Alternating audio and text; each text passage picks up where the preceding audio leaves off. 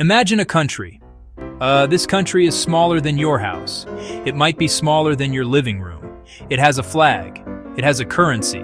It has a story. It might even have a prince or a president. You will not find these places on most maps. They are not in your school geography books. But they are real. They exist in the overlooked corners of Europe. They are tucked away in quiet valleys. They perch on remote hilltops. Some even stand on old platforms out in the sea. These are the micronations, born from history, born from art, born from a stubborn sense of independence. These tiny nations are more than just curiosities. They are living expressions of local identity. They show us how people create a sense of belonging. They do it with their own rules, their own festivals, their own unique traditions. While the big countries of Europe bustle with tourists and global politics, these little lands hum with a different kind of energy. It is the energy of community pride. It is the fun of creating something special and calling it your own. These are not just tourist traps. They are places where people live their lives, celebrate their heritage, and dare to be different. Getting to these places is an adventure in itself. You will not find them listed on major airline routes. Your journey might involve a winding country road, a walk through a city park, or even a boat trip out to a rusty metal fort. This is travel at its most personal. It is about slowing down and looking closer. It is about finding the story behind the strange flag, the unusual town sign. It is about connecting with people who are passionate about their little piece of the world. This is the Europe I love to explore, the one that lies just beyond the well-trodden path. So, let's step off the beaten track together. Let's wander into these pockets of the continent where imagination rules. Our first stop is in Italy, but not the Italy you know. High in the hills of Liguria, near the French border, you will find the Principality of Seborga. From a distance, it looks like any other charming Italian hill town. You see terracotta roofs. You see a church spire reaching for the sky. You smell the olive groves and the fresh Mediterranean air. But the people of Seborga will tell you they are not just Italians, they are Seborgans. They believe their town was never officially absorbed into the modern Italian state, a claim rooted in medieval documents.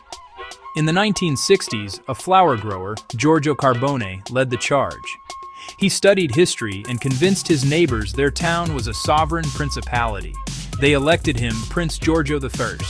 The town began to act like its own country, complete with a beautiful flag. They even minted their own currency, the Luigino. It represents a deep pride in local history. Today, Italy governs Seborga as a municipality, but the spirit of the principality thrives. There is a prince and a princess, elected for 7-year terms. Festivals, costumes, parades, even playful license plates. Seborga keeps its story alive. Visiting feels like stepping into a storybook. Now let's travel northeast to Vilnius, the capital of Lithuania. Here, in a bend of the Vilnia River, is a tiny republic called Užupis. The name means the other side of the river. Once neglected, in the 1990s, artists, writers, and dreamers moved in. On April 1st, 1997, they declared an independent republic, playful, with a serious heart. Užupis has seasonal flags and a famous constitution engraved on metal plates for all to read, about life, not taxes. Everyone has the right to be happy. A dog has the right to be a dog. Enter across a bridge of locks to angels, mermaids, galleries, quirky cafés, and studios where art is lived. On Independence Day, you can even get a passport stamp. Uzupis is a celebration of bohemian spirit and community. In Vienna's Prater stands the Republic of Kugelmugel, a perfect wooden sphere about 8 meters wide. Created by artist Edwin Lippberger in the 1970s, he declared it a nation to protest building codes, printed stamps, refused taxes, and artist versus the state. Today, it sits fenced in the Prater, a quirky monument to creative freedom. Off England, in the North Sea, stands the Principality of Sealand, an XW-2's anti-aircraft platform. In 1967, Major Paddy Roy Bates and family occupied it, raised a red, white, and black flag and declared sovereignty. 2 concrete towers and a deck, defended over years, issuing passports and titles, with the motto, E mare libertas, from the sea, freedom. Like Kugelmugel, Sealand asks, what makes a country? Land, people, or simply the courage to declare yourself free?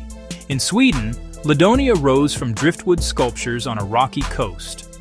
In Denmark, Christiania blends communal living with bold street art. And once, tiny Cospaia in Italy declared itself free for centuries. From the hills of Italy to a platform in the sea, we have seen how a nation can be an act of imagination.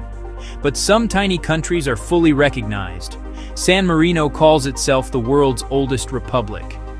Andorra sits high in the Pyrenees. Small but strong, governments, laws, and identities that have endured for centuries. They stayed independent as empires rose and fell, through diplomacy, strategy, and cultural will. They are the older siblings of the imaginative micronations we have visited. Why do they capture our hearts?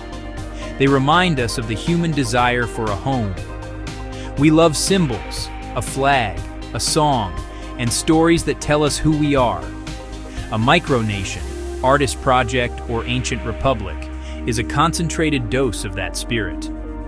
It is a few people drawing a line in the sand or the sea and saying, this small piece of the world is ours.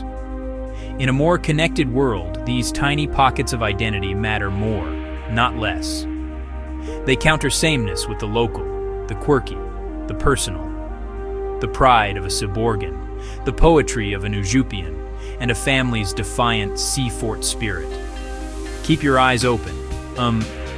You might stumble upon a country you have never heard of.